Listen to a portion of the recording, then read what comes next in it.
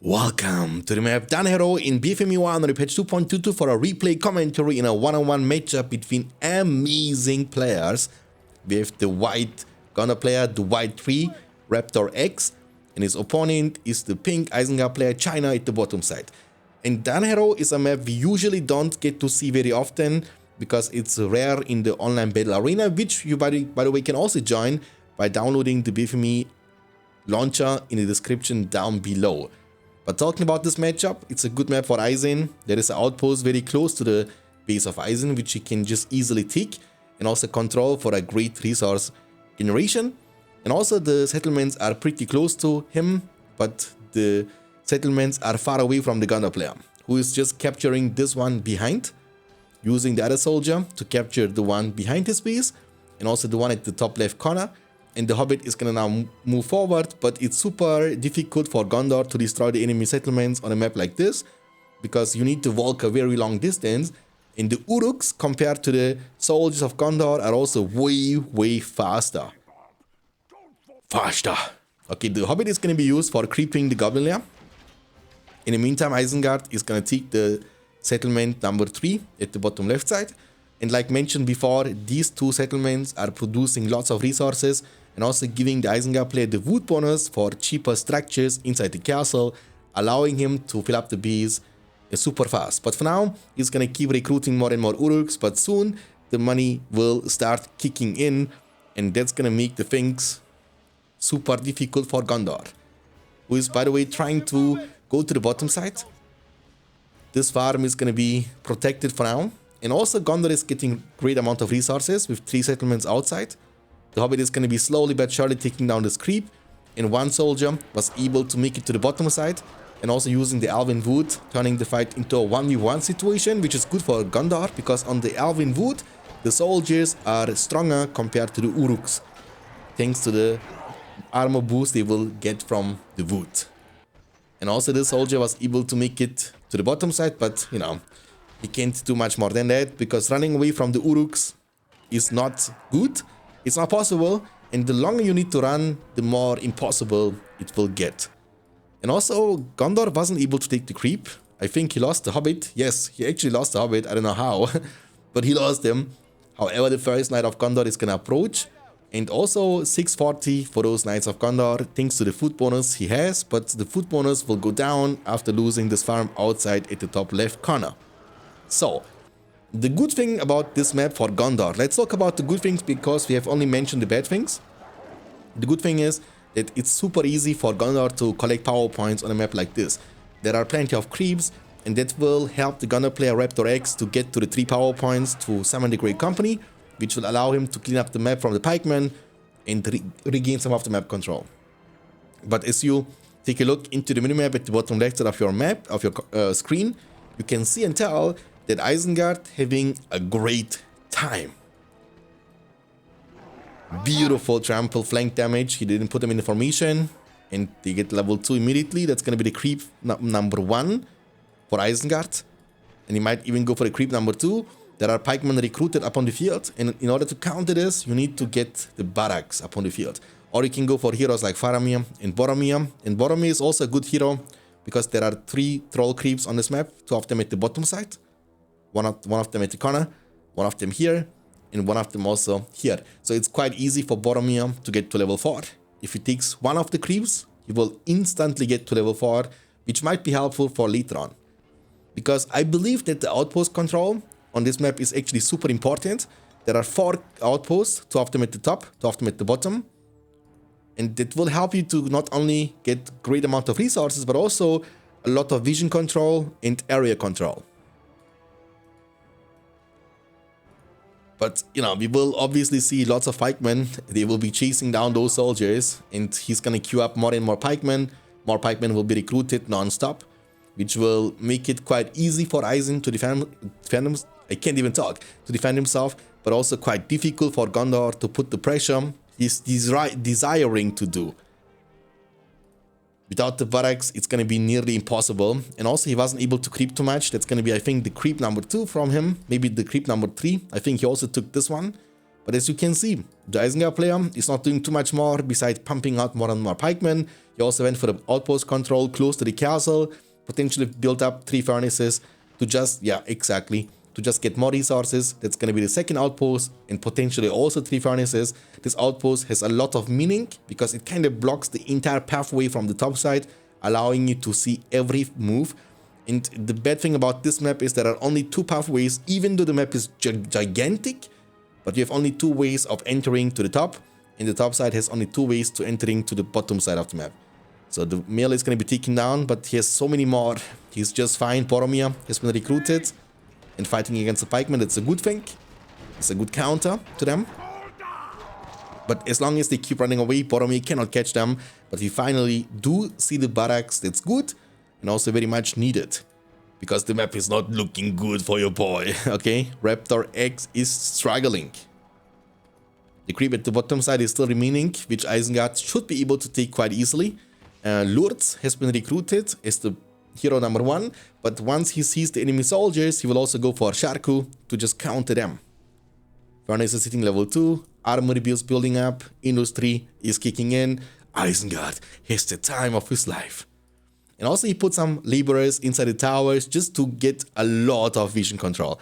And he also has one of them in this.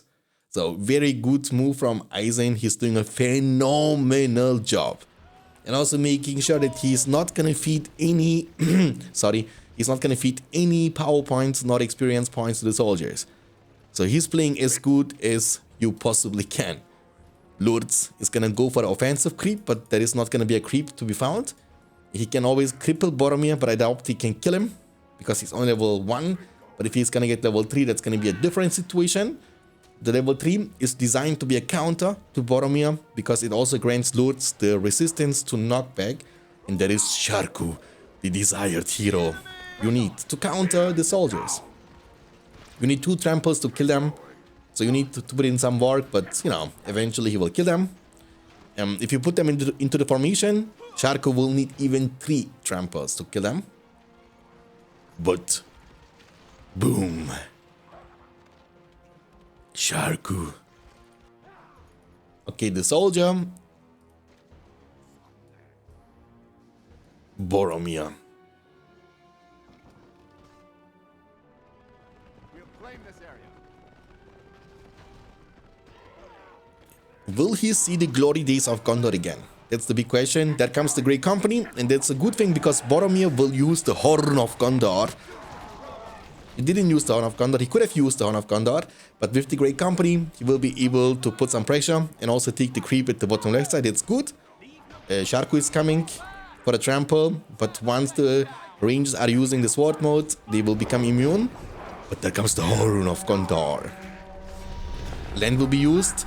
Gondor is also land. He will be just covering this land, no problem. Lourdes and pikemen are attacking Boromir, but that's not enough to kill the captain of Gondor, and also heal is available. Now Lourdes might be in trouble. He needs some assistances from the pikemen. The knights with the leadership of Boromir were chunking him quite a lot. The creep has been taken by Gondor, and the pikemen are trying their best to protect their captain, who is still under attack, by the way. He is using the S button, S move, but can he get away? There is no more backup. Oh my god, this is so close. Oh boy, he got actually away, and in return, Gondor lost even a battalion of horses, but he is fully committed. He wants to finish the job, but he can't because of the great micro from the Isengard player China. What a save, what a save, what a save, or what a beat. Maybe he was planning this all along, getting Lourdes low enough to give hope to Gondor so he can think, oh, I got him, I need to keep committing. He lost the hill because of that, and also he lost a battalion of horses. And the map is still looking great to me. Gondor has only 2 farms outside. That's not enough to compete with the great dominance on the whole map from the Isengard player China. He has now both the heroes healing up slowly back to full HP. Might go for Saruman very soon. Might go for the outpost control very soon to go for the siege. Sieging on this map for Eisen is quite easy because there is an outpost literally next to the base of Gondor. So taking this outpost, going for the siege works will make it quite easy for you to go for the wall and break in. But Boromir is good. Nice, dude. Nice. Amazing. If Boromir gets close, he will also give leadership to the Knights of Gondor. Boromir is doing a very great job getting level 7. Level 8 will unlock the glory of Gondor for the pillage. And now we have the Tower Guards too. What you can do in BFME1 2.22 is to combine them if you want to. But combining units has always advantages as well as disadvantages. Like you can not use the alternative formation anymore, for example, for the Tower Guards, which would be a huge armor boost of 35%.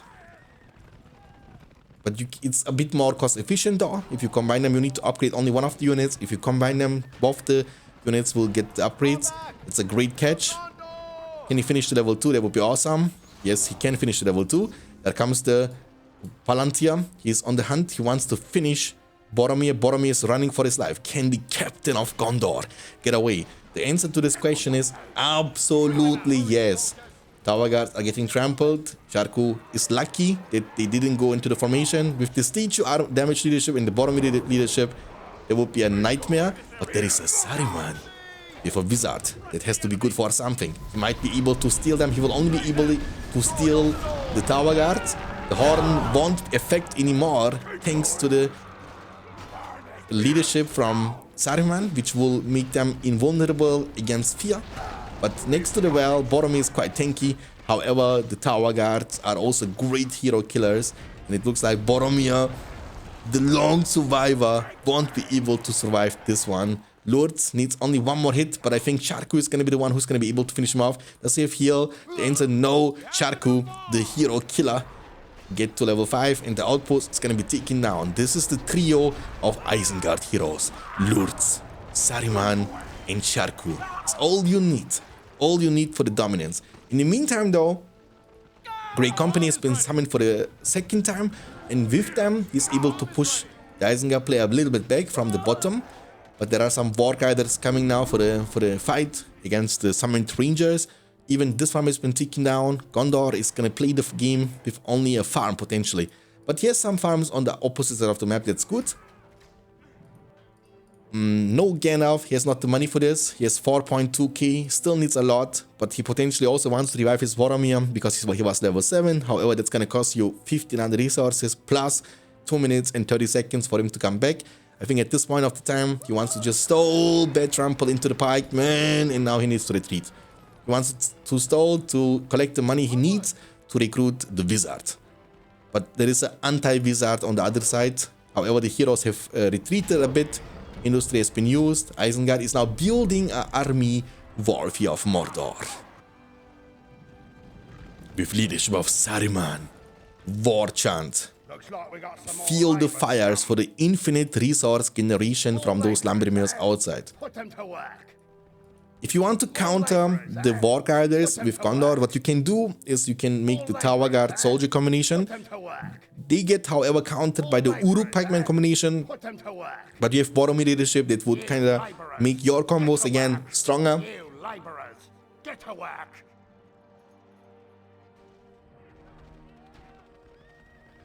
And you cannot fight against Knights with full upgrades. That's not possible. Knights are completely out skilling the War Riders. However, the Wargs can always use their whole ability or end the War Chant. Palantir has been used. The creep has been taken by Gondor. That's a good thing. The money will also be grabbed by the Gondor player. That's even better. That's going to be a fireball, but the Knights, level 2, will actually get the chance to get away. The Troll will be a mean one. He's going to knock down the heroes. That's going to be a fight. 3 Isengard heroes against Troll. And Lord's going to be able to finish him off. He got level 4. That's good. One more level needed, but there is a White Rider. That has to be good for something. And Gandalf rides to Isengard.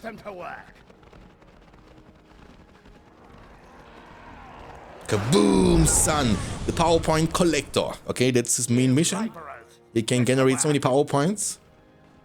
And in a dream world, he can unlock maybe the Eagles. That's a good fight for Gondor, by the way. But now he's gonna trample into them. Land is gonna be... Oh, he's gonna lose the Knights? He's gonna lose the Knights? Oh my god. Be careful, please. He's fine.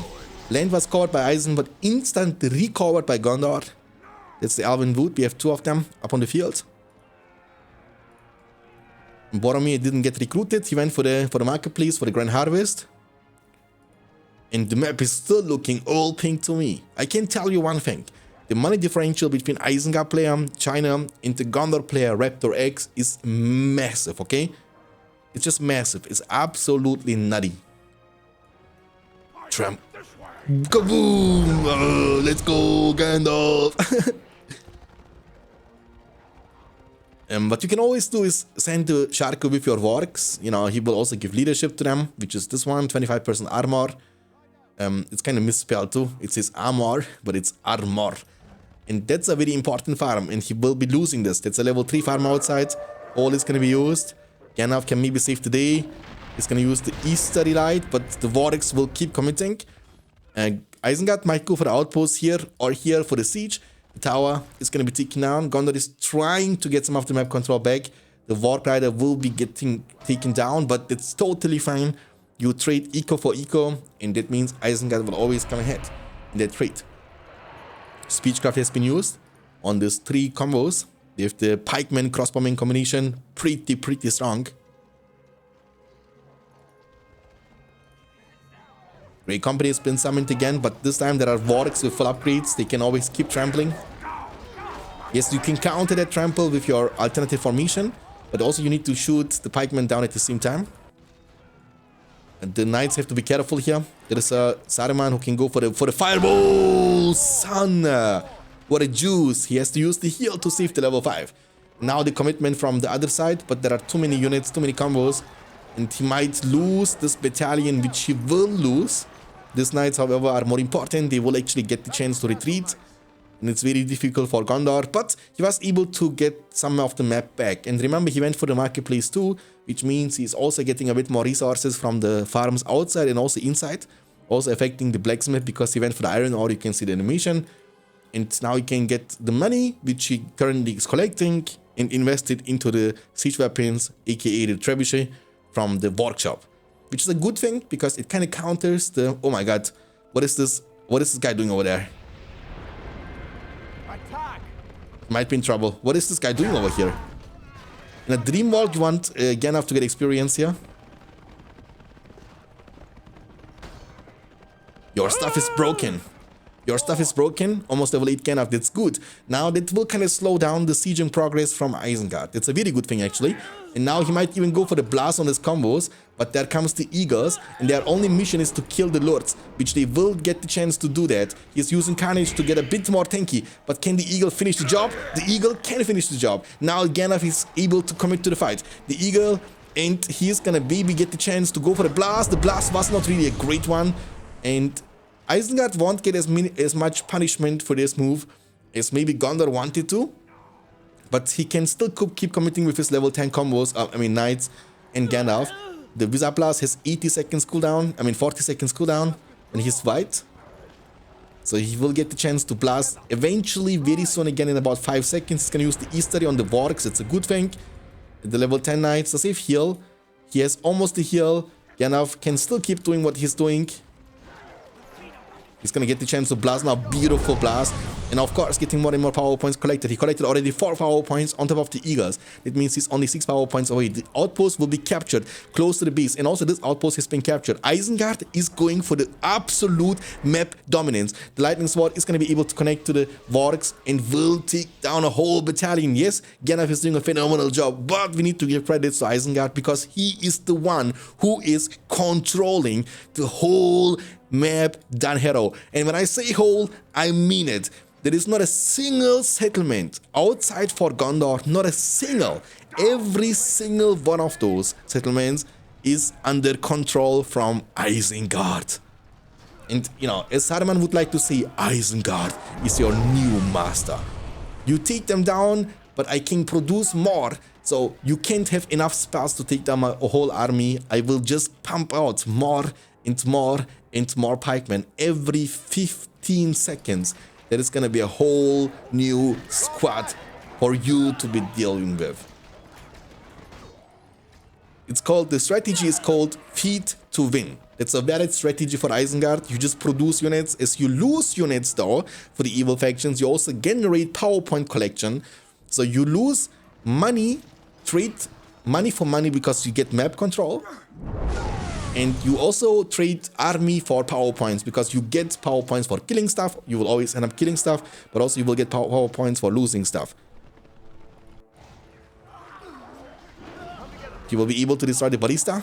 So Isengard has almost collected 12 power points. That means he's only 8 power points and a half away from getting to summon his Balrog, even though he went for this and for this. It would be 3 power points, 2 for land and 1 for Palantir. It means he would have been able to collect around 15 power points. Gondor, however, has collected now. He's gonna collect 7 power points now. Gandalf is also level 9. That's a good thing. Only 1 level away, but there are too many pikemen. Pikemen wherever you look at. Yes, your knights are strong, but these pikemen have every upgrade. They have shields, I mean, they have armor, they have banner, they have blades. And with the economy he currently has, he has 8.2. He can upgrade every... Hell, he could even upgrade his lumber mill workers. That's how rich this guy is. He can build stuff faster before he can destroy. You don't have the army you need to keep destroying and punishing him. The map is huge. 13 power points for Isengard, and Gondor is getting close to the EOD. He went for the workshop, but he never got to recruit or build up any trebuchet, but that's about to be changed. Barak's level almost 3, Stable is level 3 obviously. Palantir is going to be used, but he can always go back to the land and keep fighting on the land. And turn and fight this, no problem. The knights will demolish the wargs without any question. You can see they are eating those wargs alive. Lords can't do much. That's a level 10. He's gonna blast very soon eventually, again in a bit. But that's a huge W there for Gondor. But again, does Isengard care about this? Economically, of course not. He can always go for the second Warg Pit, for the second Uruk Pit, for the faster production too if he wants to. He might be losing the level 10. Blast is gonna be used. Half a level still needed for the Word of Power, which by the way has almost the same impact like the EOD summon. So you have the capacity to kill. Oh, nice catch on the Sharku. This Gandalf is on fire.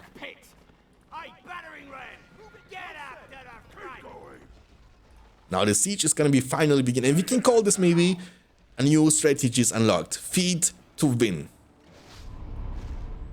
Now it's time for the knock-knock situation. During this defense, there is a high chance that Gondor is going to be able to collect the power points to summon the EOD. But what I would love to demonstrate to you guys is just be patient. I will show you. So now watch the power points from Isengard. We will just now focus on the POV from Eisen PowerPoint wise, okay? Because Gondor is trying to fight for this map to get the power points he needs to unlock the EOD. Okay, 6.5 power points. He only has pikemen. Pikemen army legit. Okay, watch the power points as he's losing stuff. Look. There are still so many pikemen actually.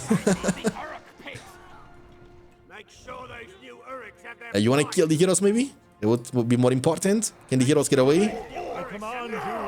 Okay, watch the power points go up. Lord's actually gonna get away, right?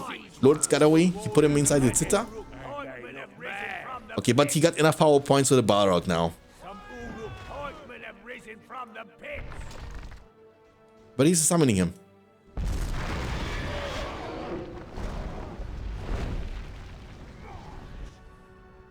The Eagles will be summoned too. Their mission is to deal with the Balrog.